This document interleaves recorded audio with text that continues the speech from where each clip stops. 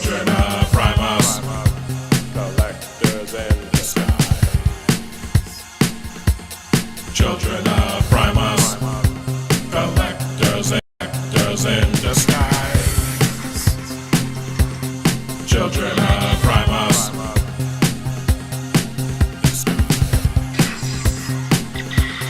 Children of Primus.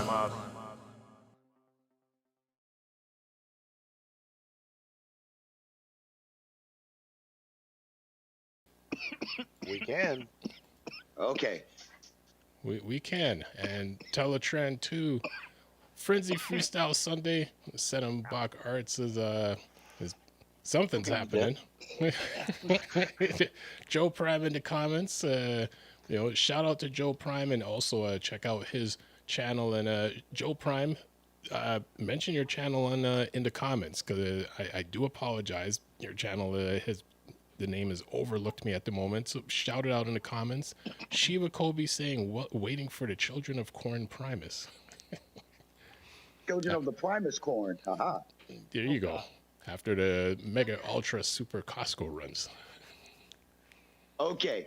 So first off, I gotta say I did shout out Joe in the first one, but my mic was off. It was being retarded. Bah, we've grown out. We've ninny bong Joe. What is good? To my girl Sheba Shaw's Upsolus. To the rest of you guys, I love you guys. I miss you guys. How you guys been doing? We've all been good. We've all been good, and and we also have a special guest that's he's hiding in the background. So I know he can hear us, and we probably can hear him. Oh wait, what? Oh no! There's a restraining order. Back. Wait. I said no more. No means no. Were you guys just talking about kidnapping? I feel like you guys are kidnapping. Since he's back, I better put my hat on. There you go. Guess who's back? Guess who's back? Back Guess who's again. back? Ladies and gentlemen, Bring up the food. podcast cannot begin because I'm Guess here. who's back? Don't. So it That was a was loud laugh. Don't laugh. It's my fantasy. Don't turn the lights on, okay? Jeez. Oh, there was one more thing I did say last stream that you guys didn't hear me. Magnus, he wants to get you something. Uh-oh, Morris broke it. There we go. Stephen Morris, welcome. You broke it. Yeah, so ToyWarp has shown up.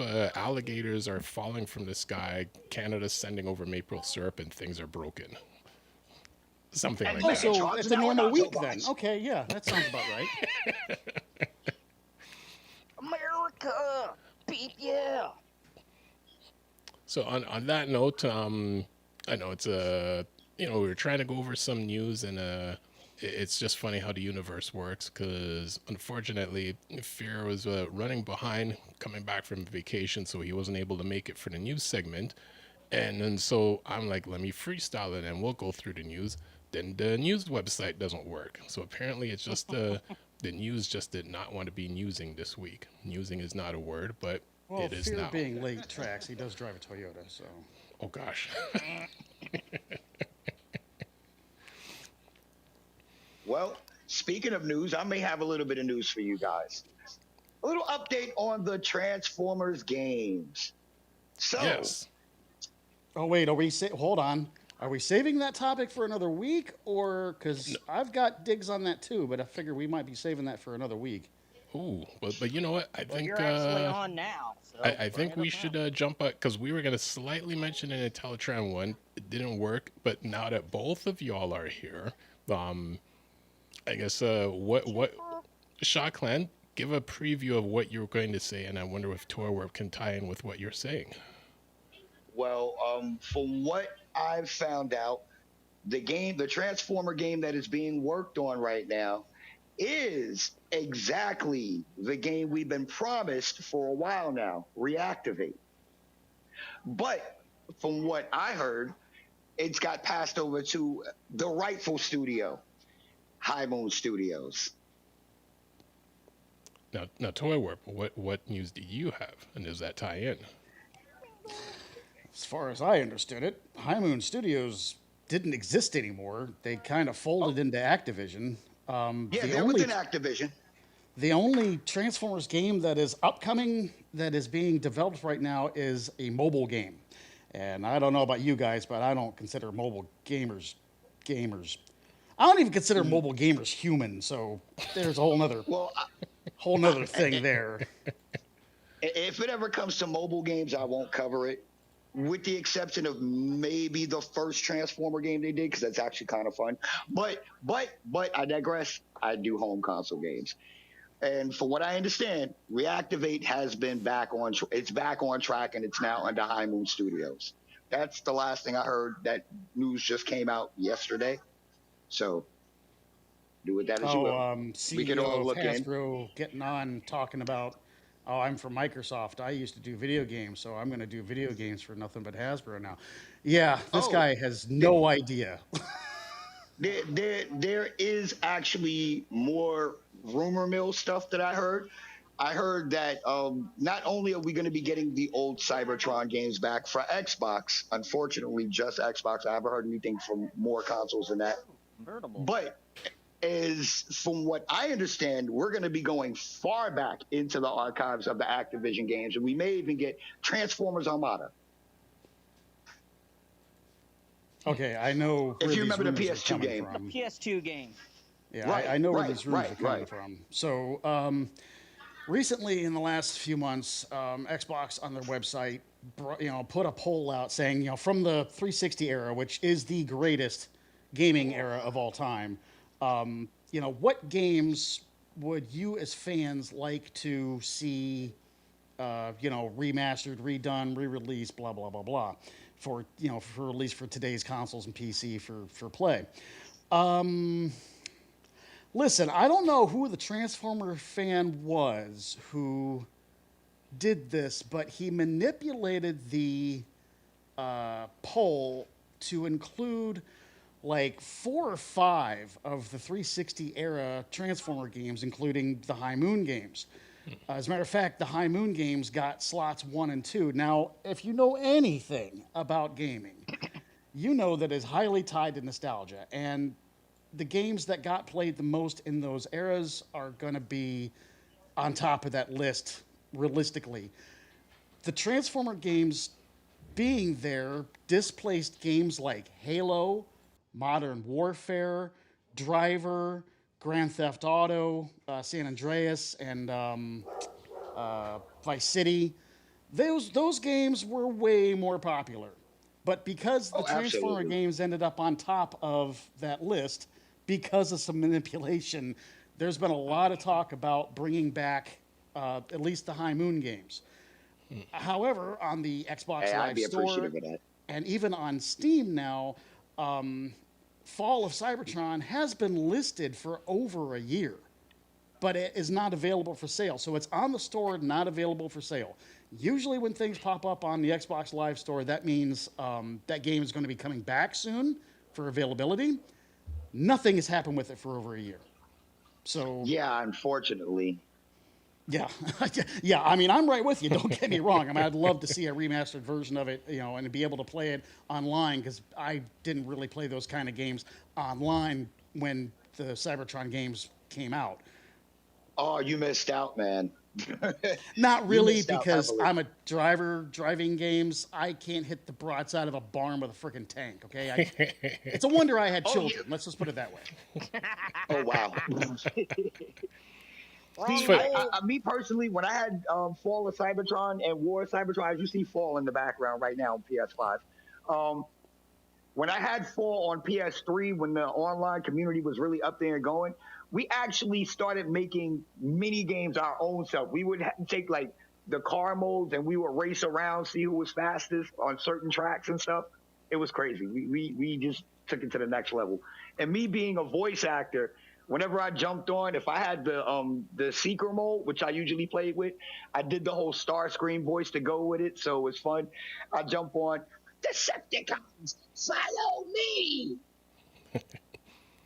Everybody be like, oh, he sounds like Starscream, let's go with this guy. And I promise you, we win almost every game. It's funny, ToyWarp, you mentioned Driver. I completely forgot about that game. I think the last time I played, I don't remember what system it was, but like one of my friends back in the day had the game, and we played for like weeks on end. But I mean, that was like 20 something years ago. Like, I mean, how many weeks did it take your amateur ass to get out of the garage? it's I remember. Oh, no. Now you say it, probably a couple days, but then after that you get to that one phase where it's just like all those cars were just attacking you. It almost just seemed like you couldn't defeat that part of the game. I don't remember if it was like the last phase of it, but yeah, it's been some time, but it was a fun game when it was out. Yeah, the last, oh God, was it Driver 1 or Driver 2? The last mission, you actually had to escort the president somewhere, Right. and they were attacking his motorcade. And Yes. yeah, that took me a couple of weeks, honestly. Yeah. But I got I out of the might even hold garage you. on like my third try, man. Okay. I don't know if you remember the first part of that game, you actually had to do, like 180s and reverse 180s and prove yourself in the garage before they even Yes. let you out of it. That Yes. makes more sense now. If my memory serves me correctly, I think the only driver game I played was on a handheld, and it was not a pleasurable experience. I couldn't. I've never couldn't played tell. any of the home versions. Wow. I'm sorry. Did If you would Driver like to have any, donate to the less PC? fortunate, Did the But- Driver games have any PC ports back in the day? Or did I console think so. exclusive? It I was think they did console. have PC. I'm not ports. part of the PC master race. I'm looking at you, Nova. Oh, I'm not a Oh, big no. PC. I think my brother had Driver for PC or one of the early Driver games. I think Driver 3 might have been on PC. Driver was awesome. I loved it. Driver 3 was horrible. No, Yeah. Driver. Just the Yeah, original. yeah, but he mentioned Driver 3. Yeah, Driver was Yeah, freaking I awesome. think it was on PC. Driver 3 was horrible. They were trying so hard to be GTA because at that point in time, your character could get out of the car and do missions. Oh, Don't get me out of the car, man. I am the driver. I don't get out of the car. Maybe you missed this That's- concept here. That's the difference between the driver and the runner. Or to be more blunt, the jogger. Yeah, look at this. Does it Oh, look like I do much jogging? No, I'm the driver. I sit my fat ass in the driver's seat. Hang on. Now, at that point in time in gaming, I think I was still heavy into the fighting game circuit. Yeah. Very heavy Yeah. into the fighting game circuit. Yeah, I'm trying to remember the contemporary consoles to Xbox 360, and then it was PS3 and Wii were the other two big systems at the time. Well, Yeah. I mean, when Driver was out, like Wii wasn't. I don't think Wii was even invented yet. No, it wasn't. No, because it's Driver, I think, came out on PlayStation 2. that's probably what. Okay, so that- what my friend had. Okay, so was it I guess it was one. PS2? The first one. Could be. I don't. I think it's PS2. I mean, I could be wrong, but I'm guessing by my own vague timeline. Like Spin said, it's been a lot of years. Actually, probably almost 30 years now. Do you think about it? Shut your whore mouth. Yeah, Oh Driver my God, was I'm as just early as trying to be nice and say a lot of PS2. years. And that would have been like 2000, 2001, then yeah, that could have been more than And 20 here years. comes That could've been Spin. like Oh, it was the 25, amount of 26. years ago that most of your friends are aged on Xbox. Thanks. Yeah. Okay, My, my fellow botheads, to let's bring the rephrase conversation it. back to 3 Transformers. decades. Yes. To bring the Transformer conversation back, there is a little saying going around right now amongst the Transformers community. I want to see how you guys feel about this. Everybody, well, not everybody, but a lot of people are saying, when is Hasbro going to give us an apology tour for the Transformers the movie apology tour? How do you guys feel about this? An apology tour for the apology The tour. apology tour. You know what? Yes, I'm because down they for feel that the this. apology tour is really bad. That's The what apology everyone's tour saying. just feels like a marketing machine to sell more toys. Oh wait, yeah, it is Hasbro we're talking about. Oh, okay, yeah, that tracks. Corporate greed. Well, at least we're getting a re-release of the Transformers the movie in the movie theaters. Yay! Yeah, But so we were it's getting that September, about every right? 5 years or so anyway. Oh, which is funny because Yeah, it's Mango. somebody's Shinto's there. is we're echoing picking up in an the echo. background We're picking again. up an echo. Let me see. Is it me? No, it is Sedums. Sedum, yeah. So it's picking up on you, so it's echoing. So it's funny with this re-release. Our favorite website re-release CBR. One of their articles, and I wish I had held on to it.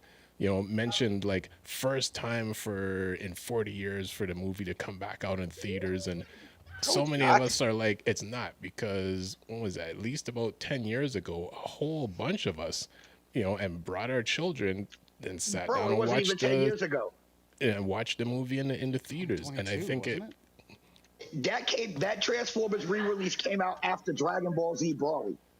I don't No, know when Dragon Ball Super Broly. but when was that? That was like 4 years ago. No. Maybe 5. Well, no, further back, because I brought my daughters and they were much younger. Like, so they weren't even in high school It couldn't have been 10 yet. years though.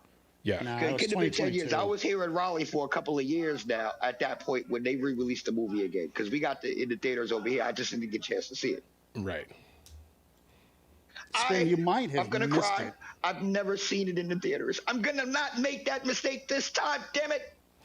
Oh man, you're really missing out. I know. All they in need to do is just do something like the Rocky Horror Picture Show with this one. That would be awesome. Like, the guys who do the rock band with the Transformers, if they were getting up and doing stuff on the screen, in front of the screen, like the Rocky Horror Picture Show, that would be dope. You mean Cybertronic Spree? Yes, those guys. Or at least unreasonable facsimiles across the country. Robot. Oh, which That is would be also dope. funny, No. because they've re-released the soundtrack, and a lot of people are complaining about it. And I listened to one of them, and one of our friends in one of the other Facebook groups, he was like, "It's cool, but it's not cool." And I told him from my music ear, I understood why he was saying it's not cool. Because in a sense, it's like you've taken an old song, but you've remastered it so much that it sounds like super clean and it sounds redone. Where it's just like we're used to like that old analog 80s sound of the soundtrack, and it's like I almost prefer the original version of the soundtrack over what they've redone with it now. Damn, but what's really the difference? You'll hear it if you can really hear it. It's just it just sounds different. It almost sounds like basically they recorded it today as opposed to it was recorded 40 years ago. And I'm like, I like the sound of it being recorded 40 years ago. I mean, So they there's took a out lot all of the like the static and difference- stuff? It's like the difference between listening to music on CD and listening to music on vinyl. There Yeah. you go. I get that. And then That I looking totally at like get. pre-digital animation versus digital animation, because you have those nicks and nicks in the grain, the video grain, and the painting, actual physical painting, or sometimes the paint strokes show. Whereas digital, you don't get that Yeah, like it extra just detail. sounds too clean. So the main topic, which is music related, but then also Transformers related, and I'm gonna throw the question to each of you. So last weekend, family friend, like longtime family friend, was hanging out with us for our holiday weekend and said, "Hey, let's go to watch the Michael Jackson movie." So I'm like, okay, because honestly, because we grew up in that era, we'd be like, well, whatever's in that movie, we kind of already know it because we grew up in that era. But they're like, yeah, let's just go out and watch it. So I'm like, okay, it was a cool movie. I understand everyone's reviews, basically saying it's like, it's kind of like a mini concert, but they didn't dig deep into like his actual life. But what they did show is his dad, Joe Jackson, being the kind of the overbearing, evil dad, controlling dad that pushed Michael and the Jacksons to become who they are. So then I thought of, well, if Joe Jackson didn't exist or he wasn't that person, we probably would never have gotten Michael Jackson and his whole brothers and sisters. So then it goes to, say, for instance, Orion Pax. If Orion Pax didn't run into Megatron, we wouldn't have had Optimus Prime. So what would your thoughts be on in terms of that? So let me throw that to you, ToyWarp.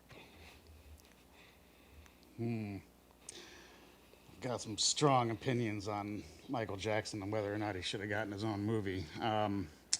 Yeah. Oof.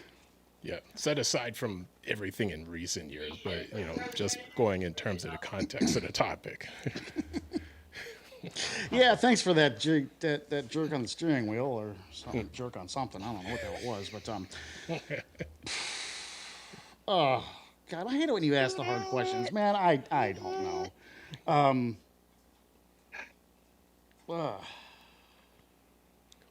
think of it Transformers wise. If Orion didn't run into Megatron, in from even in the G1 episode and in TF1, essentially we would not have had Optimus. Technically, we probably would have because Orion didn't have to run into Megatron to get blown up by him. Are you talking about the initial time? Oh no, you're talking about when they met at War Dawn. Never mind.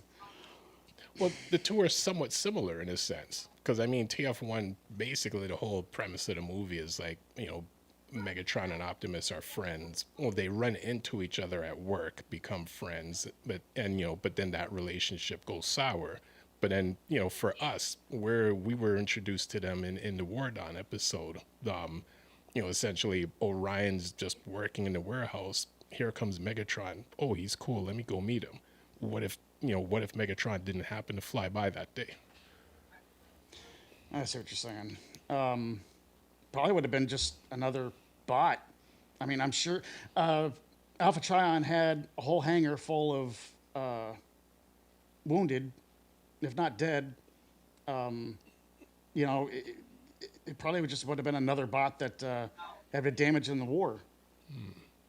It wouldn't have been Optimus Prime per se, but it would have been somebody similar in power and stature. I mean, there wasn't in G1 in the cartoon. There wasn't a whole lot about Orion that really gave too much foreshadowing into how good of a Prime he would be. Right. There was no foreshadowing in that. So, it could have been any bot. Could have been Cliff Jumper. We don't know. Which year did War Dawn came out? Was that like an episode, season 3 episode? Season 2. Season 2, 85. Yep. So 85. I was just thinking, listening to you and Toy Warp and Spin, it made me think of how, like, with Batman 89, how, like,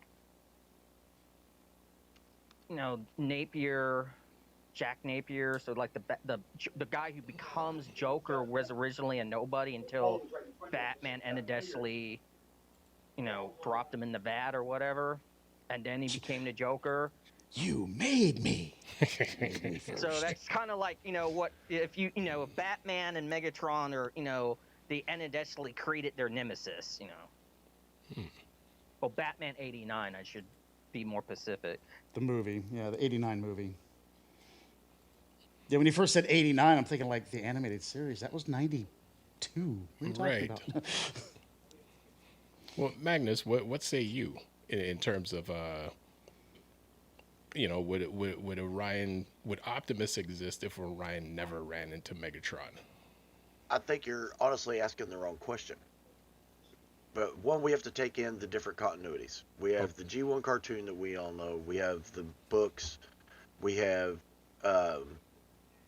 the comic books by we have 3 different versions of comic books. I can't think of what the different ones are. Right. Marvel, and all of them start Dreamwave, Marvel UK. IDW1, ID. Right. Oh yeah, that's But none of them are the Marvel same. US, Marvel UK, IDW1, If we're going off of- IDW2, if we're going off of- Dreamwave, Skybounce is 6.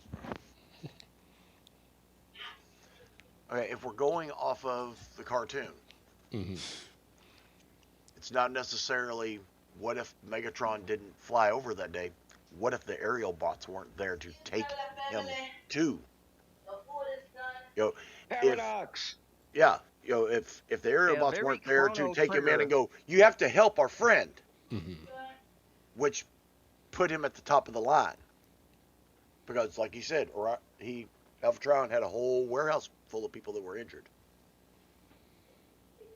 So instead, if the aerial bots weren't there to say, you have to help our friend while we go fight this guy. Right. And so now he feels obligated. Okay, they're going to go give us time to repair some of these me. people. I need to fix their friend first. Didn't the Back in the Future movie sort of deal with some of the? Does the time travel create the events that originally happened somehow? And there's like this intentional plot hole because of the time travel. Not Making it plot hole. They questionable. fixed the fixed it? future. I can't remember. According to it was Twin Pines Mall when he went back in time. When he went back in time, he ran over one of the Twin Pines. So when he came back, it was Lone Pine Mall. Right. Right. Okay, So- yeah, I was trying to think how to word it, but yeah, there's sort of that. You might have the original timeline, but then by ensuring that it happens still correctly, you kind of recreate it anyhow. Maybe Time, that's a time better travel way to put paradox it. is a nightmare. Yeah. Yeah, It's a you yeah. don't- nightmare you don't to get write. anything. It's a nightmare to work Yeah, I'm just around. thinking of like games like Chrono Trigger and Chrono Cross and like Oh, dude, there's a movie all that or a craziness. series that me and my wife just finished called La Brea. Okay. It's on Netflix, and it's a good series. But oh my God, does it make your head hurt to watch Magnus, this show? DM Because me the title of it's- that show on Facebook, by the it's- way. So I'll have to look it up. it's a sinkhole opens up at the La Brea tar pits today, and a bunch of people fall I've into it. been there. Well, at the bottom of the tar pit, there's a warp. Okay. And they end up in like 10,000 BC. You know, there's saber-tooth tigers and shit running around. Nice. Oh no. And so they're communicating back and forth by burying shit in the tar pits because there's an excavation going on in the tar pits. So then, like 10 years before the sinkhole happens, they excavate a bottle with a letter written to one of them. And it's, oh! Well, it's funny. There's It's a a mine F. there's a Star Trek Next Generation episode that dealt with that. And it was the end of one of the seasons, maybe 2 or 3, and essentially it dealt with time travel, and they figured out leave something in the past for the future to find it to then help them in the past. Right. It was like Bill and Ted's Excellent Adventures. Trash can. Remember a trash can. And trash can comes out of nowhere and pins the guy. You know, but in MCU, they're just like, but don't base time travel off of Back to the Future. You mean Back to the Future was just a bunch of bullshit? Favorite line of the whole movie there. Yeah. No, Seto, I'm gonna throw this over to you. So would Optimus exist without Megatron? I'll first say, like, I'm trying to remember what I started kind of alluding to during Teletran 1. So I remember with the G1 cartoon, you have Optimus, that's a lower class. He's looking, Megatron, he kind of is seen as like, oh, he's a military class. He's more capable than me. I'm just a dock worker. And I'm thinking of like multi-universe stuff.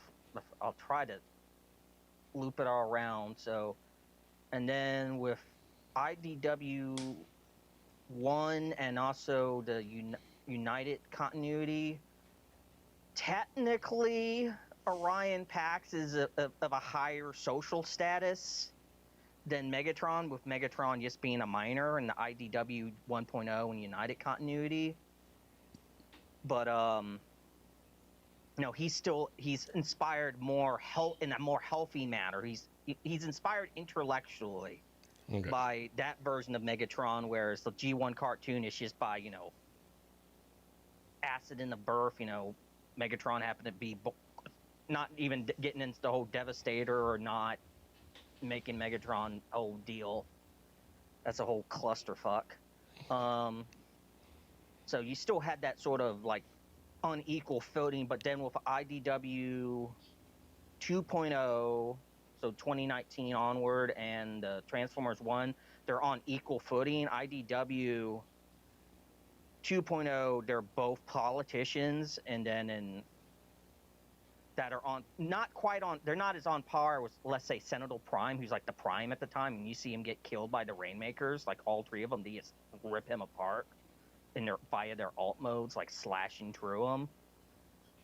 And then obviously we all know TF1, they're started as minors, but I know at least in TMT there's this idea that the Turtles, and you could apply this to maybe Orion Pack / Optimus Prime and Megatron, that they're beings that regardless of the universe they're in, and this is in like true in a lot of the TMT, especially like the IDW comics, that they are people that they draw people to them like Freds, and they just Fred people in like you're threading a needle.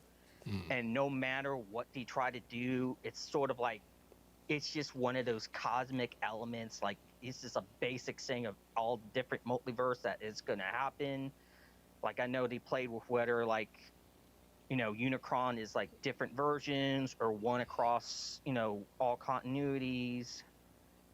But I mean, I kind of like that idea of, regardless of where they start, Megatron and the Optimus, where they start, social, economically, politically, pro-war or pro-peace or whatever, how they still seem to be, gravitate to each other and get threaded together, regardless of continuity. Right. So, I mean, having that sort of mindset, I think, yeah, and even like Beast Wars, like the original Beast Wars cartoon, like the CGI cartoon, and like Beast Wars Megatron, basically assassinates, well, more murder than assassinate, but the G1 Optimus while he's still in status in the arc, and you still have that kind of like that time correcting itself because it just refuses to get changed. And I think I can't remember ToyWarp. Did you watch all of Beast Wars or just the first season? I can't remember. No, I watched all of it. So, yeah, and I mean, and you still, and even like with, and I said I would bring up like the other Beast Wars Prime adjacent characters. So I mean, a big part of how like that happened with Prime getting, Primal took in Prime Spark to protect it, so he wouldn't get destroyed. So I mean, you have that. So before that, it's just sort of like, it's just I happen to have that name, and then time gets kind of bent. That's the way, one of the ways that the timeline fit. Let's say the fates of time or whatever. Not that that's something that's explicit in the Beast Wars cartoon, but fate sort of like just like, okay, this is how we're going to protect Optimus Prime from keep on being maintained so he still exists. But somehow we're going to get Optimus Prime Spark into Primal's little cockpit chess piece for his third form in the show. Beast Wars second, it ends with Leo Convoy getting sucked into like a black hole, time hole, whatever you want to call it, and he pops back up at the end of but he's the first one that kind of realizes, hey, this Amral's energy is dark energon before there was dark energon. And then I said like how like when we were talking about the Galvatron 2 Japanese Beast War, yeah, that's Beast War second as well.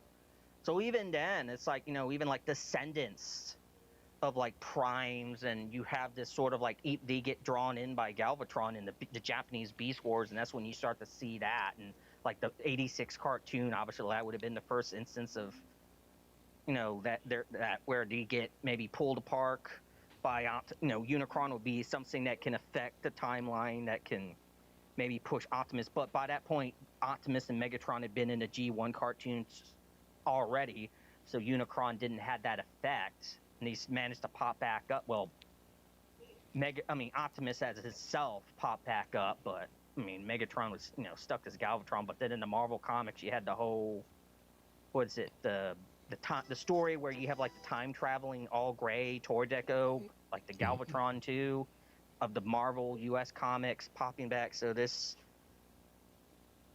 I just feel like, yeah, time travel shenanigans and stuff that's just sort of like gravity.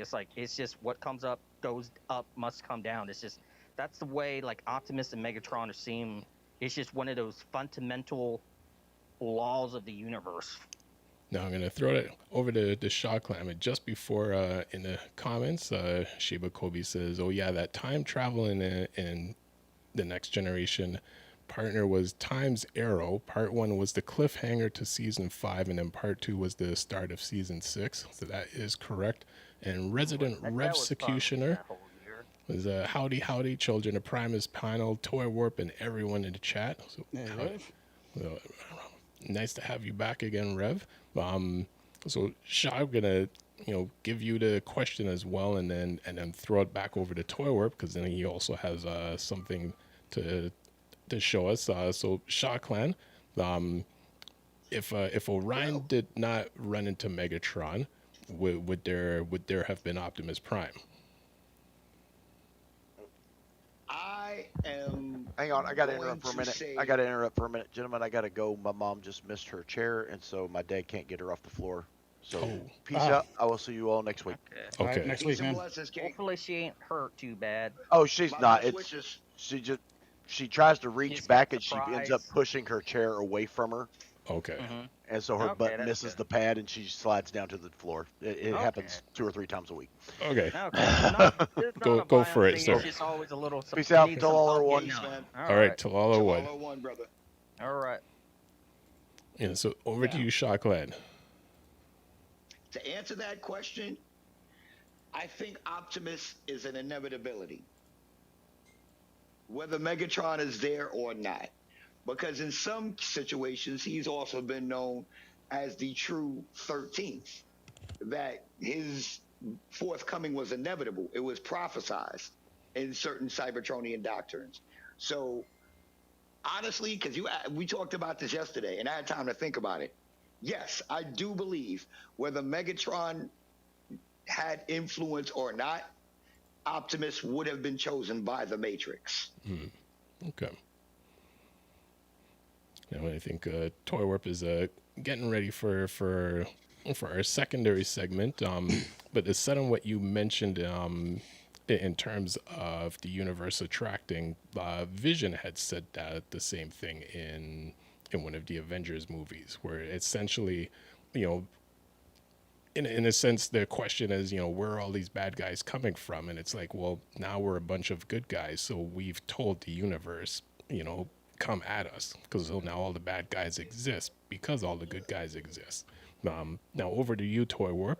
What say you for Knight Rider? You said you want me to smite you right now? What was? Who said what? What?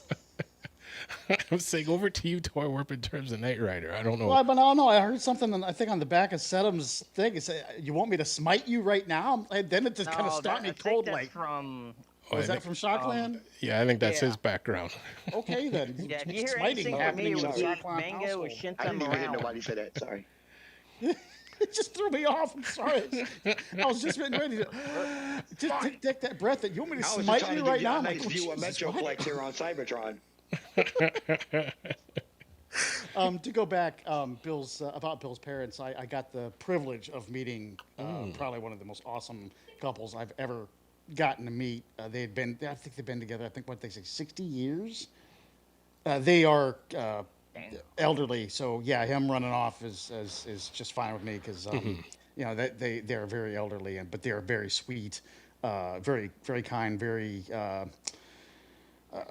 Well, Last words escaping me because now I got Knight Rider, Transformers, Bill's parents. Yeah, I got everything hitting me at once. But Well, yeah, it's like Mr. Magnus. Bill, we totally get it.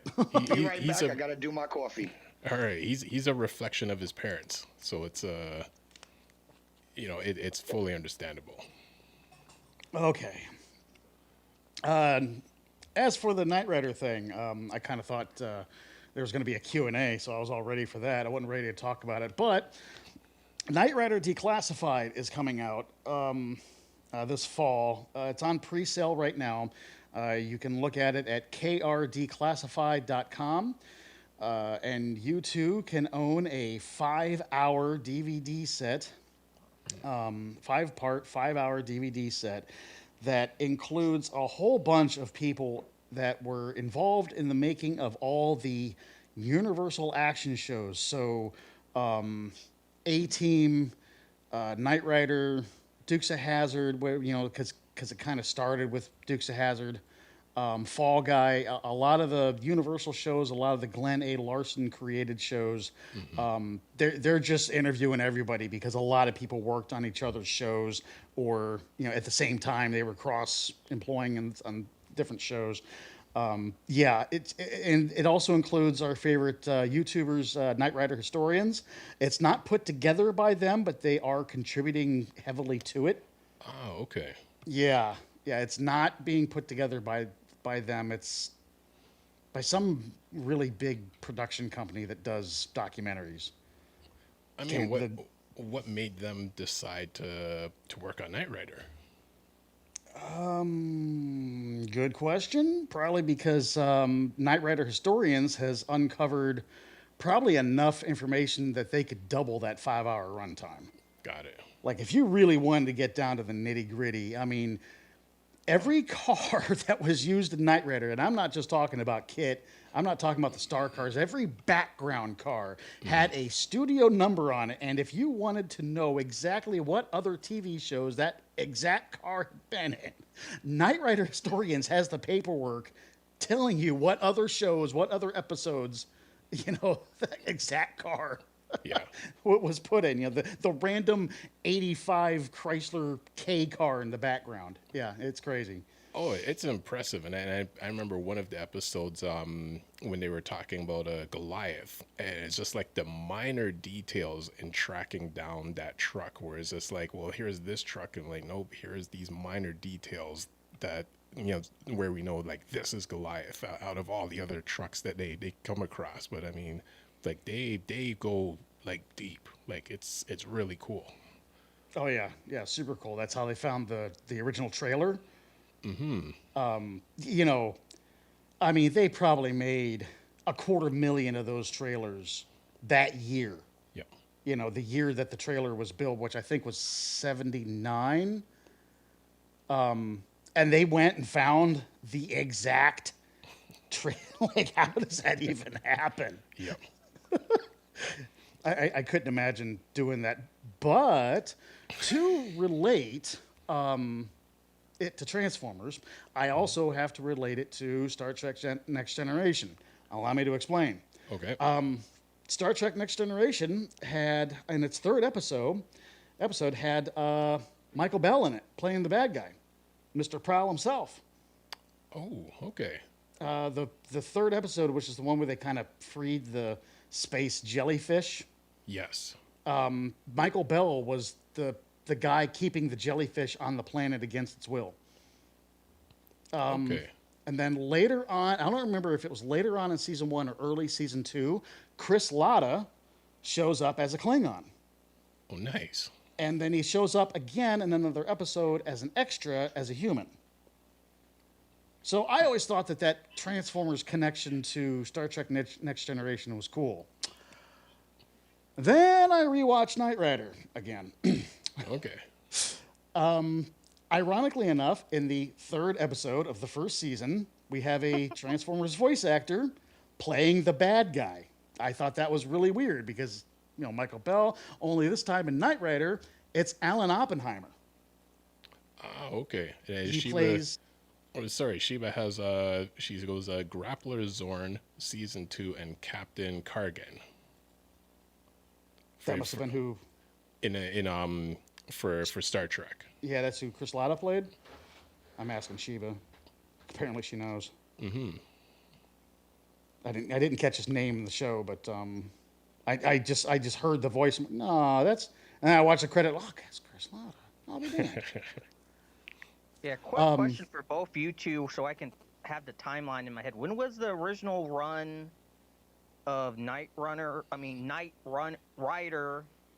and Star Trek: The Next Generation? What was the original run of Knight Rider was 1982. Star Trek: Next Generation was 1987.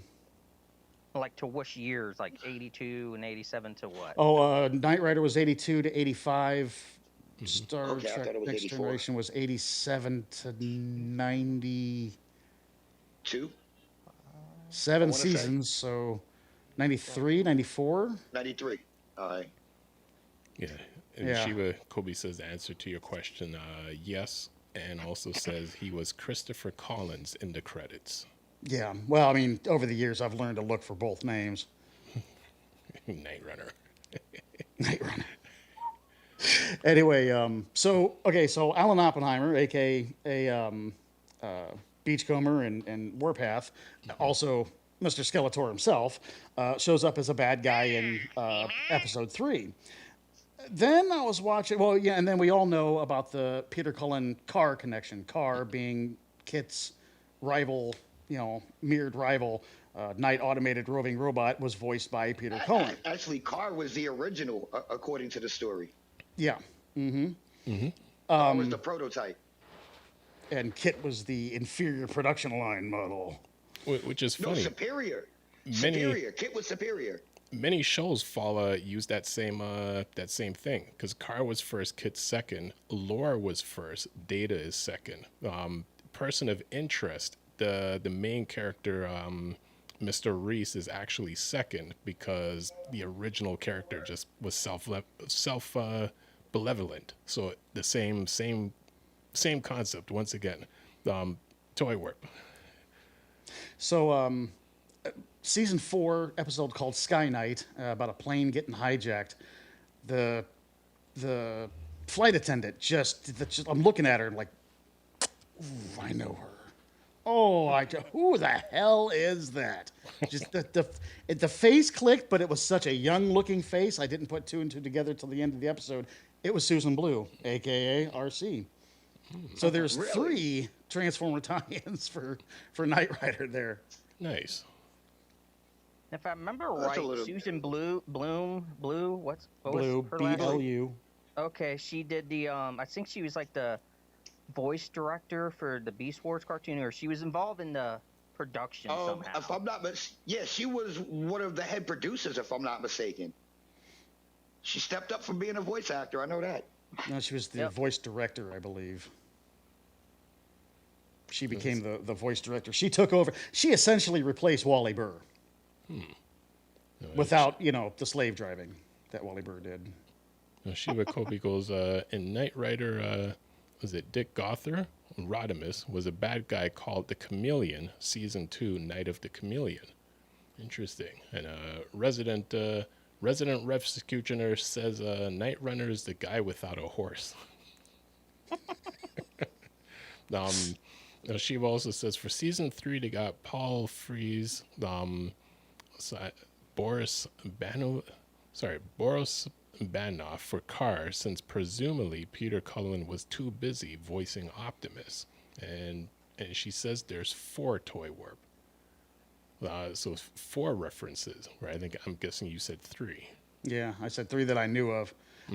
Currently, I lost the DVD set years ago of the original DVD set I had. So currently, I'm just watching it on a live channel on Amazon Prime. And it's really tough because over the weekends, it just shows other Universal shows. So if you just want to watch Knight Rider, you got to watch it during the weekdays. And then you're just watching it on the episodes that they're on, because you run by because it's live, you run by their schedule, not yours. So Right. That's crazy. yeah, unfortunately. But, I'll probably cure that once I buy the 5-hour documentary. Now, the 5-hour documentary that you can pre-order right now at krdeclassified.com starts at $99. Okay.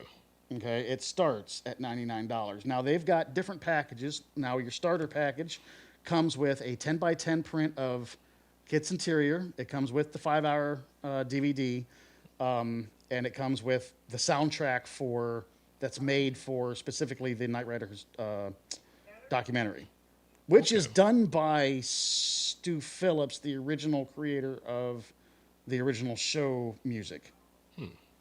He's made he's actually gone back for Knight Rider historians and made the made the same music, but made it different, just different enough that they can't catch a copyright off of it. Interesting. Okay. Yeah, really cool guy, and he really cares about the preservation of the show.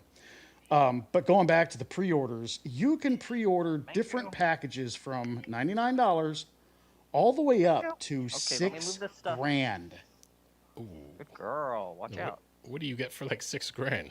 For $6,000, apparently you get director and producer credits on the DVD, Okay.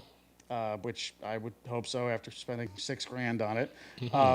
You get many 10x20 prints that they offer in all the different other packages, but you get them signed by the stunt crew, by William Daniels, the voice of Kit. I think there was even one signed by David Hasselhoff. I would imagine since Rebecca Holden, who was the tech chick, and she was Bonnie's replacement in season 2 until Bonnie came back season 3. Yes. Which is ironic because they did the same thing with Gates McFadden in Star Trek: The Next Generation. Are we sure we're not talking about the same show here? Remember, in the Dukes of Hazzards, Bo and Luke went to drive in the race car circuit when when the two cousins, who ironically looked coincidentally looked the same, happened to replace them. And then they come back when the contracts are okay, and from the race car circuit driving. That wasn't until like much later in the run, though. Mm-hmm. Yeah, for the $6,000 package, I would imagine they're flying you out and give to film it and give you a reach around at the same time. I don't know. I couldn't afford that much myself. I'm going with the $500 package, and that's about the best I can do, especially with TFCon coming up this year. Well, yes. But Revsecutioner says $6 freaking grand. Shiva Colby says Rebecca was April Curtis, and says they had Knight Rider on Pluto TV for a while. Okay, yeah, I don't do Pluto. Oh my God, we try every Tuesday night. Me and some fellow cruisers, from Xbox, we sit down and we have movie night, and we tried to watch a movie on Pluto, and it was hell. It was hell. Why? What was wrong with it? Oh, the commercials and the constant interruptions and okay. Yeah, and then on top of that, it had a lot of trouble because there was a bunch of us that tried watching it all at once. It had a whole lot of trouble playing for other people because too many of us were trying to watch it at once. That's funny. Yeah. Oh, that's crazy. Yeah. No watch parties. No watch parties on Pluto. Oh well. Yo, That you being guys- said, a Okay. while back I was talking about trading the collection for a kit. That never happened. So I have really started looking into building my own. And for the outside, man, it's not that expensive. I mean, for $5,000, you can build a kit that looks like, like it's supposed to on the outside. Okay. The inside is a whole another ball of wax because it requires the seats that Kit had, which were limited edition seats for the time. They were Recaros. Yeah, it's really, really hard. The dash piece alone, that curved dash with the mounting, not the TVs, just the mounting for the TVs and everything. Right. It's like $1,300. Oh. Yeah, for the steering wheel and the pods with the buttons and everything in them. I mean, you're looking at almost $10,000 for the interior. Wow. And, the hidden in the comments says maybe Universal rumors are true about a reboot or a continuation of Knight Rider. Another one? Oh no. You know what? Those things don't work. Mm-hmm. I really didn't hate the 2007 reboot. They With did the a red car? No, it was a black Mustang. Okay, Oh, okay. Because that there was way. one of them with a red car, and it was horrible. Oh, the red car was a 1990 movie. It was a Night 1990 Oh, made-for-TV Dios mío. movie. That actually had the Hoff in it. That's where they put Kit inside of a Yeah. 57 Chevy. Yes. Yeah. Oh God, no. The that was Night horrible. 4000. I think the funniest That part was in that horrid. whole movie is when Kit's trying to talk to Kit 4000 and Kit just insults him. Where it was just like, because both of them are parked in the garage, and essentially he's just like, since we're both here, I'll just happen to talk to you. And so the red car turns the lights on. And Kit's just like, great. They spend like $1 million on it, and it's like the lights are on, but nobody's home. Yeah. I forgot about that part. What really kills me was when they originally commissioned that show to be made, there was a GM prototype called the Banshee. and it was one bad mamma jamma. I mean, it was like a 500. I mean, for the time, it was 500 horsepower. It's what the fourth generation Camaros and Firebirds eventually kind of became. But it was a wicked, wicked looking car, and that's what the red kit was supposed to be, was a Banshee. However, they couldn't secure it at the time of filming, so they dressed up a Dodge Stealth. That red car you see is just a dressed up Dodge Stealth. That's funny. Is all it is. So when you see Kit take off, at the very end of it, you see him spin tires and take off, and only the front tires spun. Yes. That's why. Wow. Even my friend and I looked at each other like, a front wheel drive Kit? Gross. Yeah, but Sheba also mentioned that the red car was a prototype Banshee, and the 57 Chevy, and I remember this in the movie, was Michael's old car from way back. I remember, I mean, it's been a few years since I've seen it. I've got it, actually. But he picked it up to restore it after he retired. Yes. That's the way I remember it. But Sheba might be right on it. He might have pre-owned it. Although weird it wasn't mentioned anywhere in the series. And it's also weird that Knight Rider historians have just come across a 57 Chevy that was from the in-laws, from the wife's side of the family. Somebody passed, and they ended up with a blue 57 Chevy. That's weird. That's very weird. That's weird. Let's see. The Hidden says there were other cars that was going to be kit before the 80s TV series went forward with a Pontiac Trans Am. And Sheba also mentions, ironically, it became a bit of a night boat, like in The Simpsons. Yeah. I remember that clip. night boat is actually in the Desertland Auto Museum here in Florida, in Orlando, Florida, and there's footage of it on Cruisers Motorsports channel. ToyWarp car question. Sure. Is the Pontiac type car that commenter just mentioned named after Pontiac, Michigan? Or is the Pontiac just a reference to something else? Pontiac Motor Division is named after Pontiac, Michigan, yeah. Okay, that's where my dad's from. So I was like, ooh. Yeah. Mm-hmm.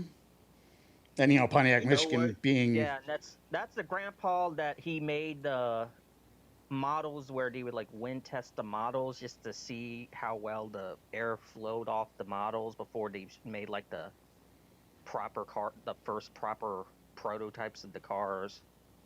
What my grandpa used to do. My paternal grandpa in Pontiac used to do after World War II. Anyway, Sheba Kobe says, figured out the light bar referencing the Cylon long ago. Really fun fact about that. Sheba, I'm glad you brought that up. Oh, God. Season? Yes, because the Hidden mentions Larson emulated Kit's sensor from Battlestar Galactica's robo characters. Yeah, the Cylons. The robotic Cylons. Anyway. Okay, so here's how that went. The original Battlestar Galactica ran for one season, and it was a Glenn A. Larson show. Okay, he gave the Cylons the same red oscillating sensor, but it was over their face for their eyes. Okay, and the same whooshing sound that Kit's sensor made. Okay, and he thought that it should look like a heartbeat and breaths of the robots. Okay. Well, the show obviously didn't work, but he carried the whole sensor and breathing over to Knight Rider, and it worked well for Kit.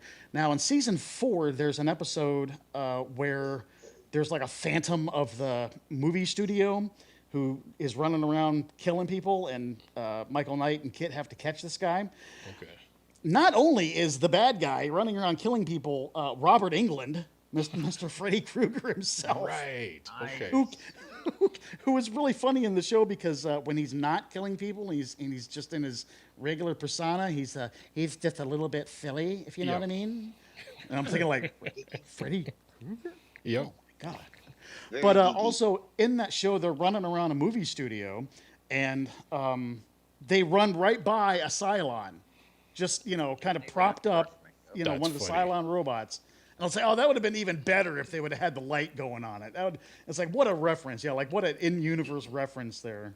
Well, the other funny reference, what's his name? Dirk Benedict. So Faceman from the A-Team was in Battlestar Galactica, and in the beginning intro of the A-Team, there's a scene where it's like one of the Cylons walks by Faceman, and he just kind of has that, hey, wait a second look. And it's like, and because they're both Larson shows, no one would have, if no one knew, they'd be like, wait a second, like, they wouldn't have caught that reference of like, why is he doing that? When a Cylon walks by. Funny thing when you mentioned building a kit car, which year would this have been? I think probably 2009 or probably 2012-ish. One of the department stores in this city was shutting down and just had a huge sale on everything. So going to the store, I hear Kit's sensor in the parking lot. And I'm like, no, there's no possible way I'm hearing Kit's sensor in the parking lot. So as I'm walking through the parking lot, so as I get closer to the store, I hear the sensor again. And I'm like, okay, I can't possibly be going crazy. So turn around and I look back in the parking lot. Someone has a Kit replica parked on like the further side of the parking lot. And I have to walk over and ask him. And I'm like, ooh, you've got Kit. And I think he was still working on the inside at the moment, but the whole outside was fully Kit. And the one thing was cool was he had the red sensors in it at the time, so it's like it's doing exactly the Kit sound, and the lights are going across. He can change it to the yellow sensors, and then the sound of cars modulations comes up when he changes it to the yellow one. Yeah, That's tough. man. Mm-hmm. Yeah, because That's real tough, actually. in the first time Kit and Car meet, Kit and Car are exact twins. Car Yes. didn't have the gray on the bottom yet, Yep. so yeah, technically it would still work. Cool. Shiva says, I love how the Cylons are referenced in the A-Team in that one episode that made it to season 2 and the season 3 openers.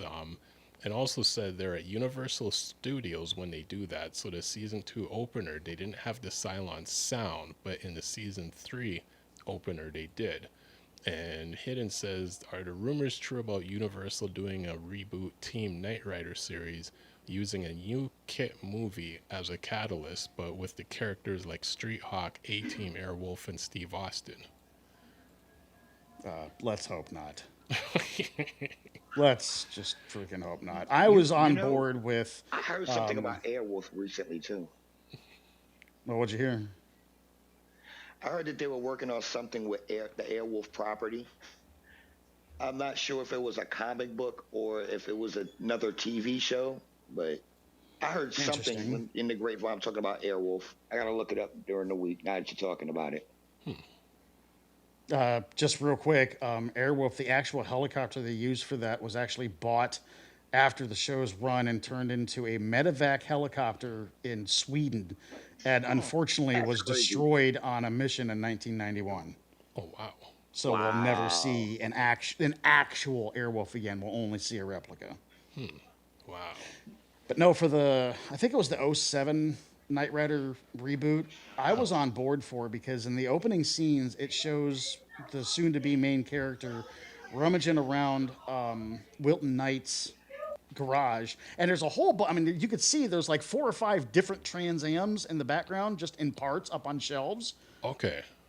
So there was like a whole warehouse full of parts for, to keep Kit going. But then later on in the episode, someone says, oh, well, what do you use again? A Trans Am again? And the guy goes, no, a Mustang this time, because they weren't making Trans Ams at the time anymore.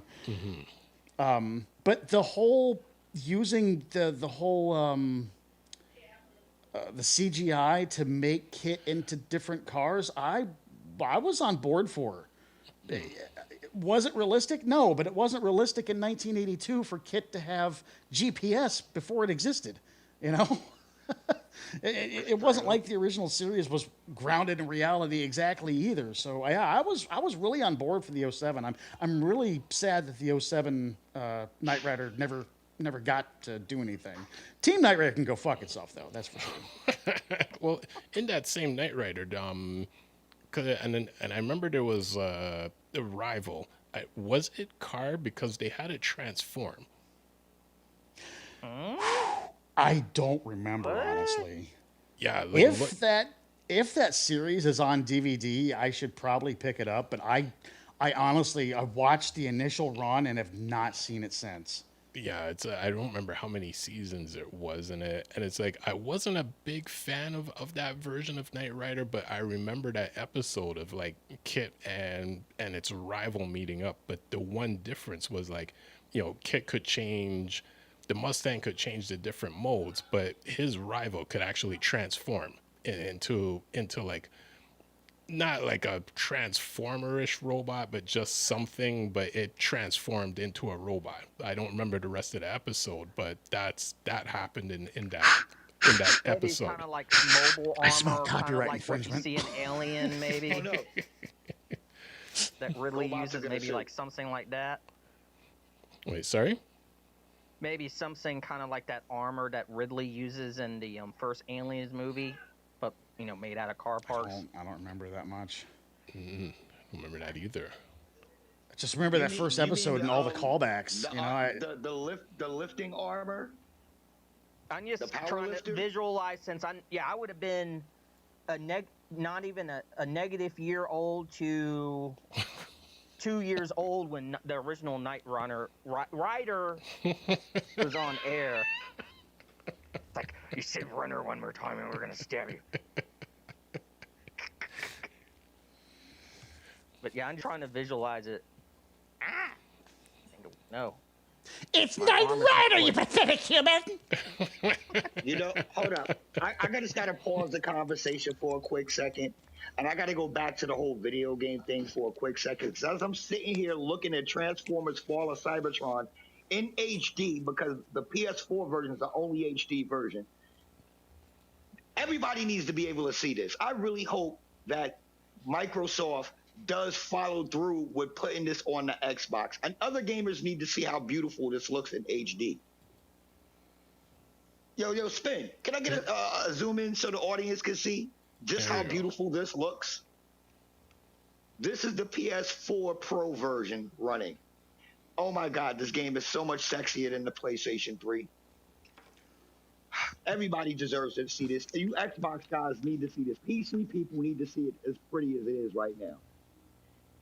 Just the little details, like the little gears and shifting. Oh my God, it's amazing. Is that where you If call I in didn't the have the strike with light bar- Metroplex? Oh, no. I'm not up to Metroplex yet. I actually got up here just to go to this part right here where we could see Metroplex in his base mode, just sitting dorsal while the Decepticons are firing on him and little Autobots are shooting out.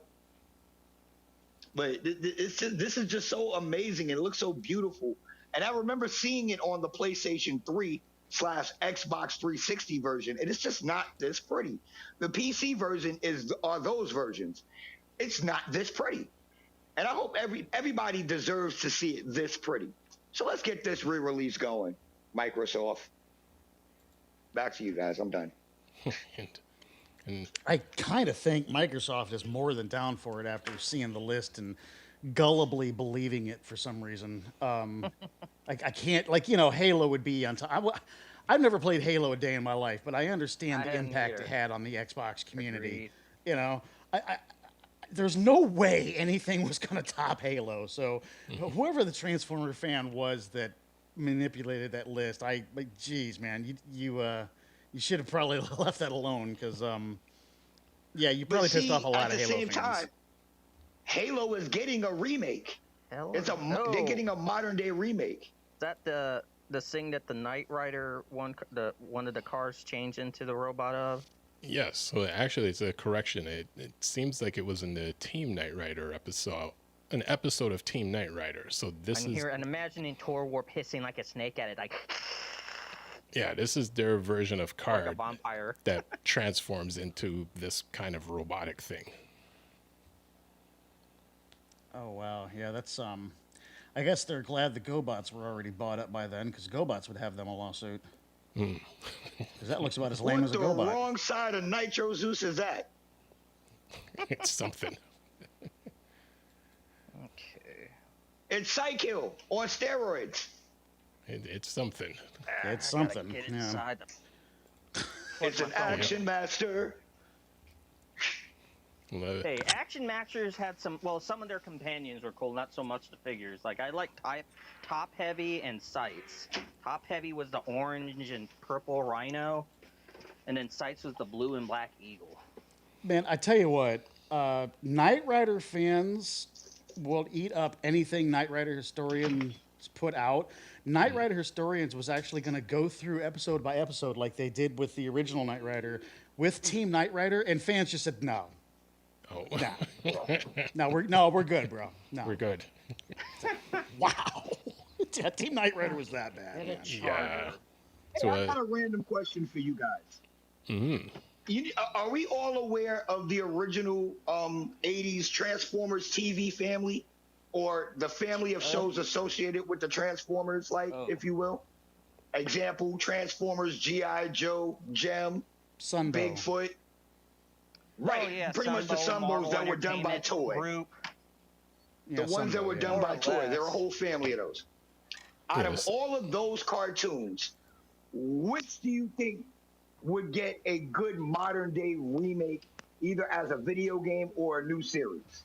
Oh, you know what I'm going with. Well, you don't know, but everybody else knows which one I'm going with. Bigfoot. Bigfoot and the Muscle Machines. Yeah, Now, Bigfoot would Bigfoot- definitely be my answer. Yeah, Bigfoot would definitely I be my wouldn't answer. want to see as an anime. I would want to see as a game. Oh, that'd be even better as a game. Are you kidding me? Getting to drive a Bigfoot big-ass across the steering wheel. nation, I have crushing a dr- cars? Bro, I have a driving rig, so yes, I would love to play Bigfoot on the game. But as a cartoon, I think it would fail. In modern day, unfortunately. In modern day. But as a game, it would thrive. Well, okay, I forget. What were you asking then? What would we rather see a modern reboot of as a game or as a franchise? Either or. So that's why I put both in there. As a game and or a franchise. What do you think it would make it as a remake of a game or another cartoon, such forth? But it has to be in that family. That's all. They tried it with Transformer G.I. Sunbow Joe family. and they tried it with G.I. Joe and Gem and it didn't work. Unfortunately, no. They tried to reboot Gem as an animation? No, I don't it's a remember movie. that. Oh yeah, that Yes, movie. yes, and that that failed. movie That failed. That movie was. and then some. And the movie, That was let's, destined to fail. IDW let's or face it, Dynamite Comics. Yeah, the movie was destined to fail. well, But let's I face think it, as a cartoon, Gem would have worked. the way that Hasbro works now, because of the live-action Transformer movies, it has to make it big as a movie first, and then it can spawn anime, comics, toys, blah, blah, blah, blah, blah. But you have to start off at the movie level when you're talking Hasbro now. See, but that's just not what made the essence of the original so good. And if you're gonna chase nostalgia, you might as well chase nostalgia properly. That live action movie for certain properties would not work. Now, Gem is one of those, it would not work. The animation would work well.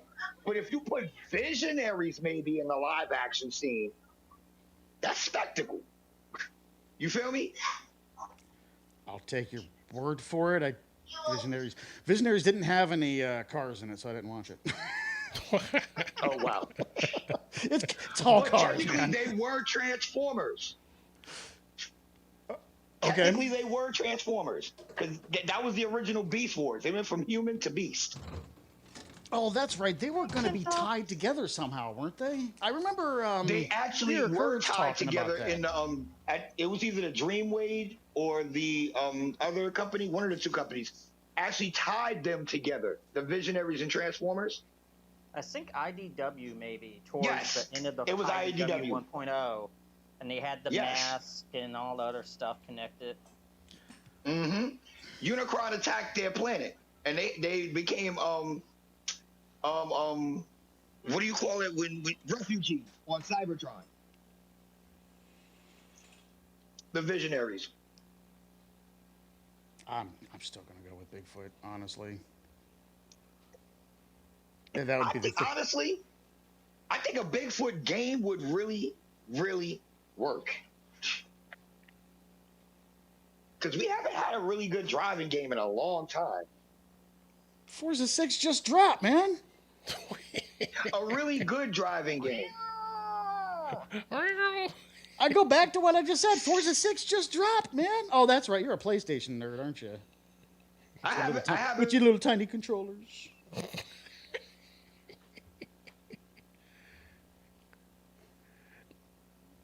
Silence. Did I scare him? I didn't mean to scare him. Damn. Well, let me go through the comments before we sign off. That's funny. Oh man. I'm sorry. You bring me back for 1 week and I chase away your new guy. That's okay. We have to weed out the weak here.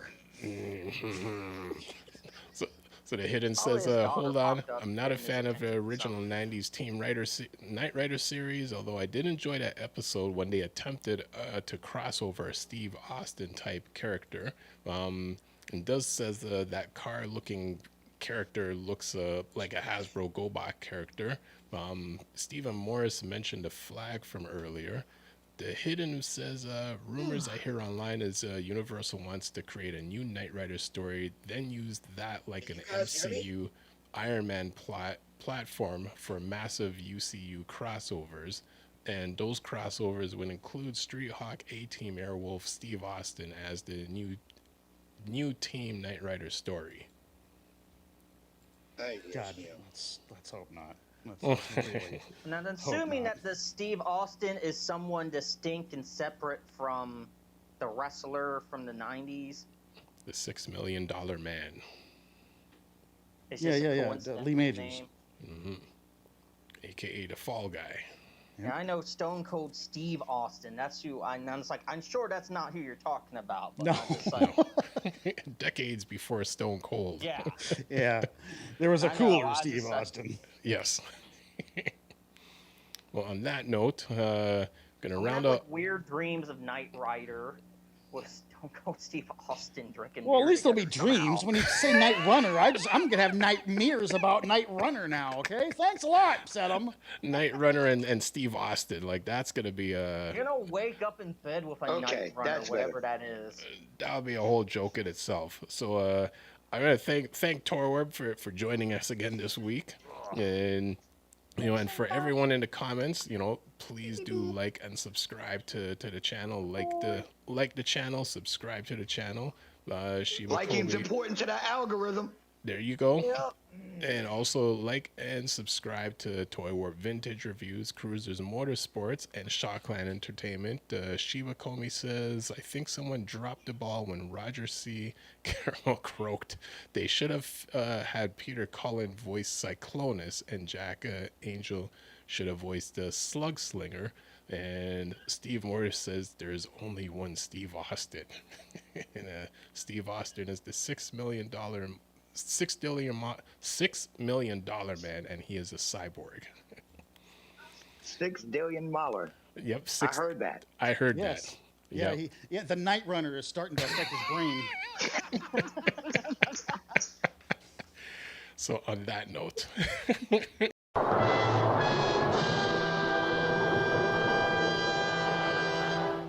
there we go. So yeah, That was a good cue for that. that was a good cue for that. So on that note, I'm gonna round out our segment. So I thank all of you guys for hanging out, and I thank everyone in the comments for hanging out. And as we say at the end of all of our streams, to all are one. To all I want. We now return you to the Children of Primus.